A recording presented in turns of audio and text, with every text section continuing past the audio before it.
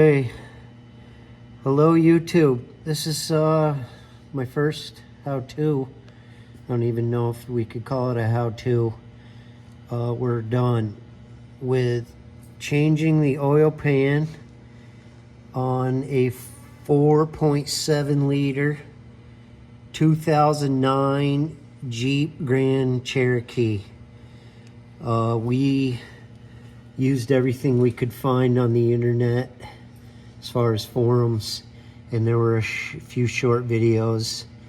We took all the approaches and used what we could to put this new oil pan on, and it is quite a task.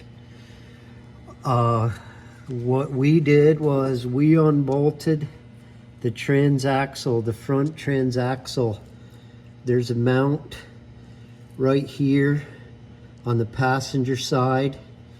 There's a bolt with a nut on the back that goes through this rubber mount. There are two bolts on the front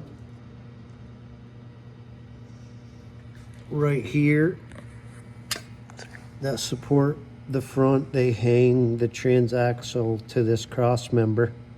Those two come out.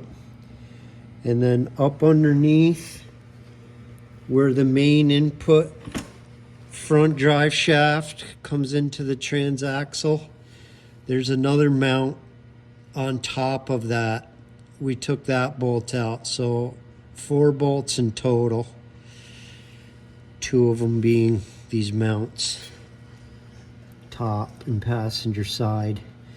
And then we put a bar in right here, and we pried this down as far as we could, and somehow the pan fell in. I was expecting a lot more resistance, but I believe we had the tapered end, the narrow end, pointing towards the passenger side, and we rolled it up under this cross member here, and then we turned it 90 and got the front oriented, and it fell up in, to my surprise.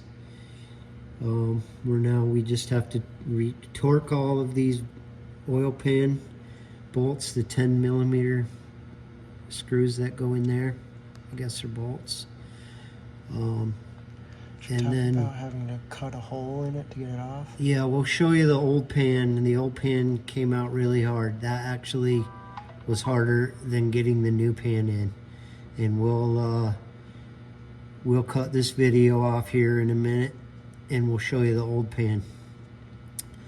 And then we're gonna jack this, put a jack on the transaxle, and we're gonna push all this up one by one and put the bolts back in these mounts, and put our skid plate back on, and hopefully that is that. This was a daunting task, but in hindsight we were able to do it with a few simple tools in our own garage. So thanks for watching. Hope we'll have something for you in the future. We're going to get into vintage cars and trucks because they're fun to work on. This, not so much fun. Like I said, we'll pause this video here and we'll show you the old pan. Thanks.